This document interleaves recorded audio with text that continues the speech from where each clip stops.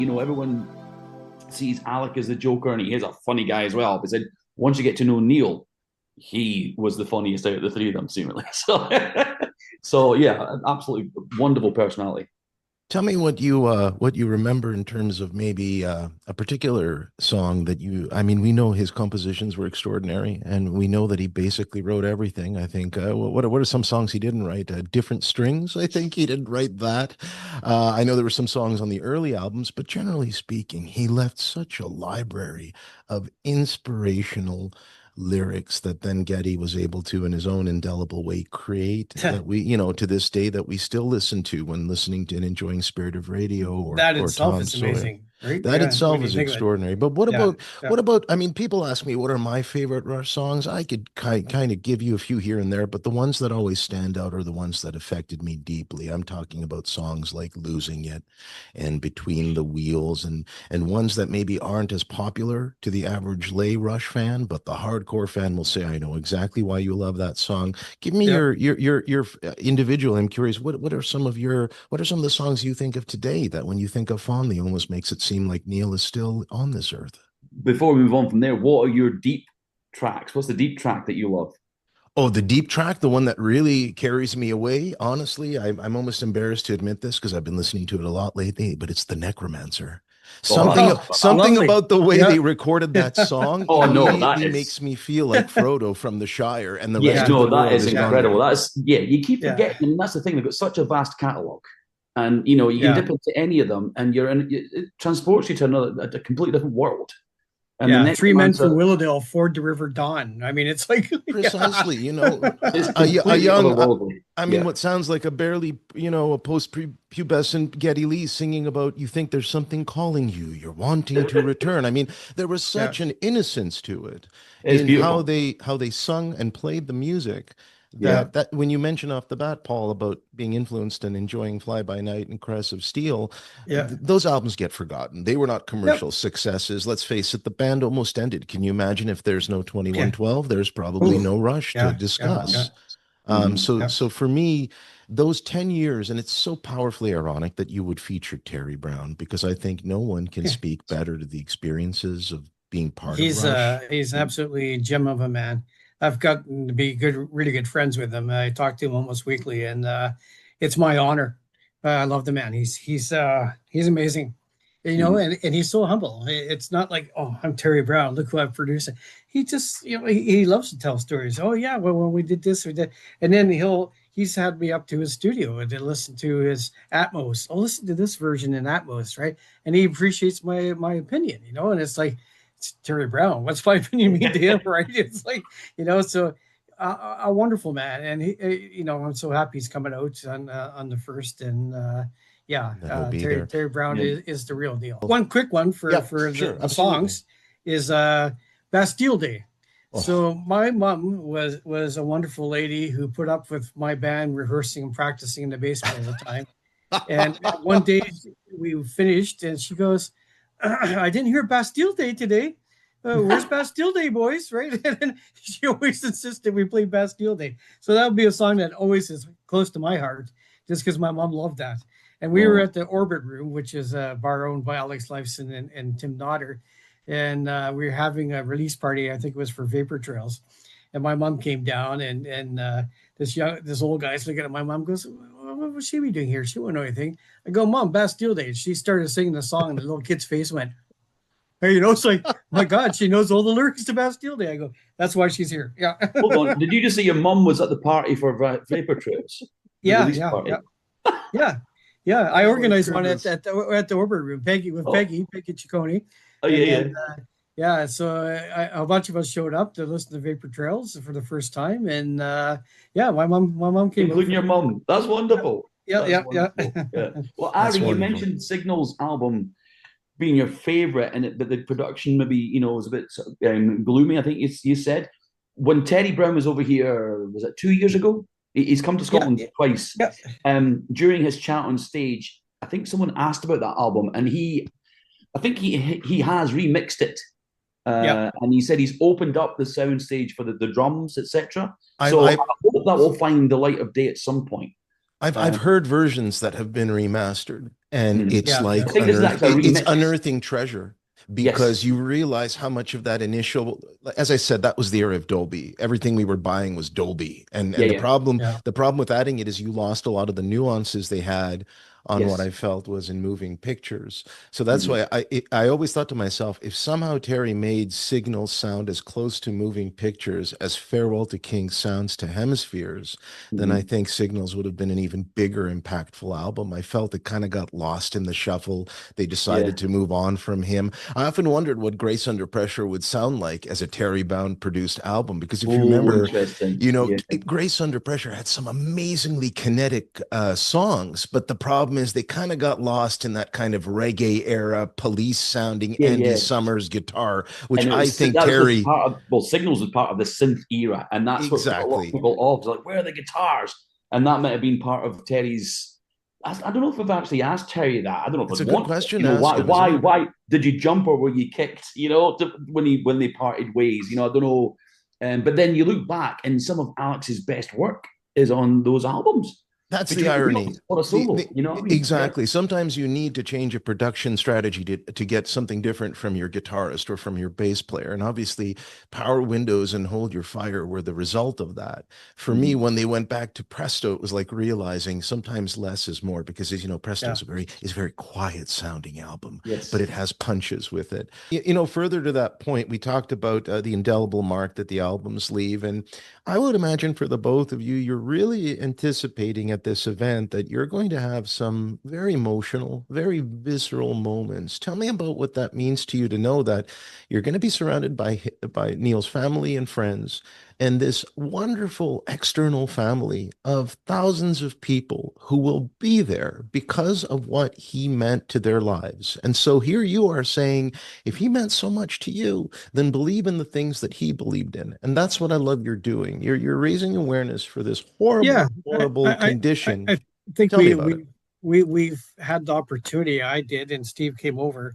I was one of the organizers for a night for Neil in St. Catharines, and that was really, a lot of people said, "Well, Neil wouldn't want this," and he probably wouldn't have wanted it, but this is for the fans. This was a closing for fans, and this again is also like, yeah, this is for the fans to come out and enjoy Rush, and enjoy all the entertainment we're bringing, and I'm really looking forward to getting the families up on stage too, because I think the crowd's going to go crazy, just their appreciation, just to say how much we loved your brothers, and we're hoping, we don't know for sure because of age stuff, but we're hoping to get Neil and Alex's mom out too, right? Which I would love. I think those two really deserve to be up on the stage where everybody can just go wild and say thank you, right? So yeah, that's to me what this is all about. And then like I say, raising money for charity. That's we're doing a good cause. We're having fun. And all the other Rush fan conventions I've done over the years, like RushCon and RUSHfest Scotland, that's what we do. We to get together. Everybody loves Rush. We love talking about Rush. We love hearing the bands play Rush, and we're raising money for charity. So it's all good, right? Yeah. Yeah. Absolutely. Steve, Yeah, Yeah. we tell me can't your we can't afford to get too emotionally involved on the evening ourselves because we'll be a wreck. We Yeah. slight spoiler alert. Moving Pictures, my Rush tribute band, we did a rearrangement of Afterimage. Yeah. oh, Yeah. We worked on it just before. It was November 2019. A good friend of well, a friend of ours. Sorry, I can't say a good friend. Yeah. He was a musician friend. Um, he passed away suddenly at a young age in November Yeah. 2019. And that kind of sparked my idea that Afterimage, which was written about a sound engineer, Robbie Whelan, who died suddenly, and it inspired Neil to write those lyrics. Suddenly you were gone from all the lives you left your mark upon. But the Afterimage is quite an angry song. It's quite an upbeat, all the different stages of grief. And I see that as being the anger stage of grief. But to me, let's try that as a ballad. So I Yeah. spoke to my Geddy, Owen, who, and my initial idea was to have that as like a kind of acoustic guitar type thing. But Owen, fantastic pianist, he went away and he came back with this incredible piano version. So it's on Spotify. Folk want to look for moving Afterimage by Moving Pictures, you'll hear our version. And when we play it live over here, we don't do it every gig because it is very emotional, and it does bring the whole mood of the show. I won't say down, but it becomes heavy. But we played in Newcastle City Hall in the UK just a few weeks ago, which Rush themselves played there 7 times between 76 and 80. Pardon me, from a farewell, All the Walls of Stage tour up to Permanent Waves tour. That's the first time we played in a venue that Rush have actually played in as well. And people in the crowd were at those gigs. It was an incredible experience. So we pulled at all the stops with the big screen, etc. And we, thanks to Paul, actually, inspired by, he covers the Juno Awards every year, we put together, Paul put it together, an in memoriam video, just showing people, including Neil, including his dear brother Danny, who just passed away this year from the same condition, who we met a few times. Danny wanted to come to Scotland this year, but he was taken from us before he could come here. So, but we've included friends and family of our own. We showed this video as we're playing the song, talking about trying not to get too involved emotionally. I made the mistake of turning around at one point, and I almost lost it. I did fluff a few notes because I shouldn't have. Looking back at the video from that night, now we've got in-ear monitors in, so we can really hear all the reactions going on out front. But when I've seen an audience shot video of that song, the crowd were applauding. Every time there's a photo change, the crowd applauded. Even for people that I knew they wouldn't know, because it was good friends of mine that passed away. And then obviously as the song went on, people that they kind of knew, Rupert Hine, Neil's dad, Robbie Whelan, when they all came up, and then John Rutsey came up, the place exploded. It was halfway through the song, and it almost got a stand. Well, when Neil popped up, kind of 2/3 of the way into the song, by that point, we're into the proper version of the song. The place, we almost got a standing ovation because people just saw Neil's picture. So that was incredibly powerful. And we hope to bring something similar to Massey Hall. We've primed the families for that as well, so they know we've got their permission to use the photos, etc. So it will be emotional, but just personally, I can't get too into it because I will lose it, to coin another phrase of Mr. Pierce. Well, there's another in a different way. Too. Another one will be done that to me just moves me deeply, and it's by Adi Berg, and he rewrote Red Sector A, and it's all about his tribute to his father, who was 12 years old and was liberated from the concentration camps. And he went in the barracks and he found a violin and he took it with him, and brought it all the way here. And so it's really emotional. Jacob Moon, who's a great person, a great singer, he's going to be there that night too. He'll be singing, and we got this Nina from the States who's coming up, and she's going to play that actual violin to that song that night. And it's just really emotional. That would be one. I think we better have the Kleenex going around for that. Oh, one, right?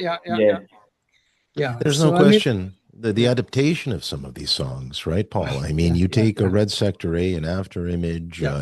Even if you look at songs like Enemy Within, it seemed like in those early 80s, Neil really entered some, I don't know, existential conflicts, right? He'd spent such a long time writing about hobbits and the Shire and faraway lands. And suddenly I think he started looking inward and realizing how many of us as people, at the end of the day, we have only ourselves to rely on. And the more resilient, the more empathic, the more altruistic we are, the better we can be as people. I feel like those songs were a precursor to the Neil that we then saw in the 90s, who had to brace with so much adversity, but yet rely on who he was to keep going. I think that's what made Alex and Geddy particularly proud to be his friend, wouldn't you say? Oh, yeah, absolutely. Yeah. We want to see that strength in other people. And he showed that strength. And I think that's what you're going to see, as organizers of this event. Extra Kleenex boxes, no doubt. There's going to be a lot of tears and a lot of reflection. How do you feel about the introspection? How do you feel about fans who come up to you and you can just see that it's devastated them? It's like a piece is missing, isn't it? Yeah. But from my point of view, I have to kind of, I'm not saying rise above it, but just like have a kind of a bit of a shield up. Because we've got a job to do, and our job there is to, you know, just stir all the emotions in a certain way, but we can't get too. Just personally, you know, I'll have my own time dive deep into it. But when we're at work, we're at work. You know, Yeah, yeah. It's like when you're playing that material. Another thing is not to do is try not to enjoy it too much, because that's when mistakes can happen, you know. And if you make one mistake, that might lead to another clam, as the guys call them. You know, whenever they listen back to their live performances, all they hear are clams, you know. And we totally get that. If we don't concentrate, try and put on a good show as well, but you can't get too. I want to be in the zone. I will, like I did at Newcastle. I was very in the moment, very aware of what was going on, and I absolutely loved it. But I've since looked back at some videos and I thought, oh, there's a few clams in there as well, you know. But that's just human nature. But ultimately, we just want to do the music and the guys justice, you know. And I think the selection of musicians, some rearrangements of pieces that everybody's familiar with, and then ultimately try and do our best to recreate some of those incredible songs in that iconic venue. And then more of the same on the Saturday, but in the slightly smaller venue, the TD Music Hall, which is in the same venue. At the back of Massey Hall, yeah. And we got, like some of the people like Jonathan coming in, Jonathan Dinklage. He was part of the Clockwork Angels string ensemble, and he also played Losing It on several shows on the R40 tour. He came over to Scotland a couple of years ago, and it was with two other Clockwork Angels string ensemble people, and the reception was great, right? Everybody, we've seen it with Rush, but hey, here we are with moving pictures with these guys playing, right? And it was like, even I was standing back going, this is pretty cool. This is it's quite surreal. Yeah. Well, Jonathan's going to join us again. He's going to do something. Again, don't want to give too much away, but Jonathan will be on stage a couple of times on the Friday night. Yeah. Tell me, give me your thoughts on what this event means to Alex and Geddy. You don't hear as much from them, although for a couple of years after, I can't blame them for laying low. And I was very delighted to see them appear on George Stroumboulopoulos and a couple of other really deep interviews with some YouTube musical influencers. I also saw them make some lighthearted commercials, and always reminded what kind of a mischievous bastard Alex LIfeson is. I mean, that man's sense of humor is up there with, the Peter Sellers of the world. He's from a completely different era, a beautiful deadpan, and the two of them are just such wonderful buds together. What should people know, in your opinion, how they're faring and how they view life post Peart? Well, that's a good question. I mean, I don't know them that well that I see them all the time, but I do communicate with them, and they just can't come out and support one Rush fan convention thing. That's the problem, right? I mean, they've supported us over the years, and well, this time too is signing items, which we auction off, and we get good money anytime they sign anything, right? And so they truly believe, like I do believe, like I think they would, if they could, they really would be there. But also, I just think that they know what we're doing it in honor of them and their music and who they are, and they've always been massive supporters of charities themselves too. So I think they really like that aspect, that we're not only honoring them, but we're raising funds for people that need it, right? So and I've known Alex for years, and he's always been like that. He's like, I remember golfing with him one time, and this girl came up, and she goes, Can I talk to you for a second? She's pretty young, the beer cart girl, right? And she goes, would you sign these albums? My dad's a huge Rush fan. He doesn't know I took them. And he just, no problem. So he sat there and he signed albums for her. And then he had a picture taken with her to take back to her dad, And I've seen him like that, like after parties at that's in Wolstenap. There's these guys, 3 or 4 guys in a wheelchair, and they couldn't get up to where Alex was. I kind of pointed out, he just stopped what he was doing. He went down and he took time to talk to each one of them, take his picture with them. And, that's the way he is. He's just such a nice guy. Yeah. Can you, I know we're running out of time here. Can you each give me maybe a couple of quick little hits on things that the average Rush fan doesn't know about the band as a result of the two of you spending all these years, not just playing their music, not just hosting events, but also introspectively getting closer to them? What are some interesting things maybe that if we were to somehow talk about it right now, the average Rush fan would go, I had no idea. I had no idea that was the case. Are there any interesting factoids that you can think of that would really surprise a Rush fan, just as a result of getting to know them as well as you have? I think one thing that I can easily say, and I was there, I witnessed it, was at the after party for the Rock and Roll Hall of Fame induction ceremony. And Geddy was standing there and he came in. Of course, everybody swants him, and I just happened to be standing close to him. And he pointed out the fact that, like, even Alex has told me before, like, it's another award. Who cares, right? I think they realized that night, if I was there, like I say, out of 5,000, 4,000 people had to be Rush fans. It was just crazy. It was one of the best nights I've ever been to. And then for him to come in and say, you know what? It wasn't a big thing for us, but it is now. He goes, we realize how much this is important to our fans. And I hear him say that personally, like he goes, we got it now. He says, it means more to us now when we realize how much it meant to our fans. And that was cool to hear him say that. It really was. Yeah. That was about what, a 6-7 minute ovation. I mean, that Rock and Roll Hall of Fame introduction. And it was what, Dave Grohl and Taylor Hawkins Dave and of Taylor, the Foo Fighters? And it was just, well, the funny thing about that is, like, when Jan, what's the Jan, the guy from Rolling Stone magazine, he came out, and he's basically known to be the guy responsible for taking 19 years to get Rush into the Rock and Roll Hall of Fame. He came out and the place went nuts. We booed him, called him every name in the book for at least 10, 15 minutes. I mean, he want to give him credit. He stood there and took it. Yeah. And then when it came out, he goes, I'm not even going to say anything. From Toronto, and the place went nuts. Yeah, everybody was standing, screaming, having a good time. I think at one point, Alex and Geddy Neil were actually a little embarrassed. It's like, okay. No. As soon as they showed them, they went crazy again, right? And Dave and Taylor were awesome. Yeah, I met them afterwards at the party, and two wonderful guys, and they love Rush. Well, rest in peace to Taylor, but they truly were happy to be there, happy to induct them, and just love the band. So when you have people like that, and you're in your camp, supporting you, that shows how good they are. Steve, as a musician, I have to ask you, what is the most I guess challenging and worthwhile song to play off the Moving Pictures album? When you're out there live and people are watching you, what's the one song that you really look forward to because it makes you feel alive when you play it? That's almost a Sophie's choice. But Limelight is up there because Limelight it's such a classic. It's one of the first that dragged me in, to the band. Most of us know that's Alex often calls that solo his favorite, and it is an absolute favorite of mine to play. You asked about a snippet of information that other people might not know, and I don't know the band. I haven't made a point of not getting in touch with them, but I respect their privacy and I don't want to fanboy too much of them, etc. But I did have a little bit of correspondence with Alex recently through his sister, and I recently bought one of his new Godin signature guitars. He's still active playing music in different bands and with signature instruments coming out, so it's another part of the pension pot. But I did take it to the Newcastle gig. It's such a special guitar.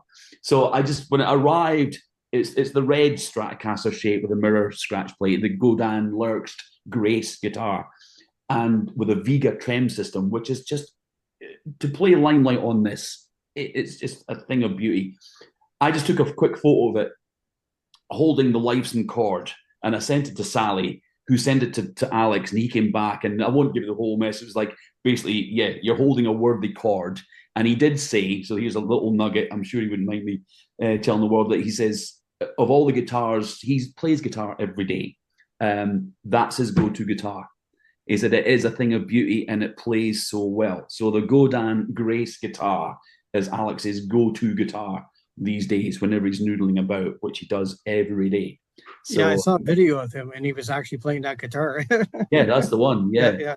And I managed to pick up number 2 out of 150. Wow. So and I think that's it shouldn't really leave the house, It shouldn't leave the house. Oh, it should, but I mean, it's also one I do believe was modeled after the Hunter Sportscaster, right? Yes.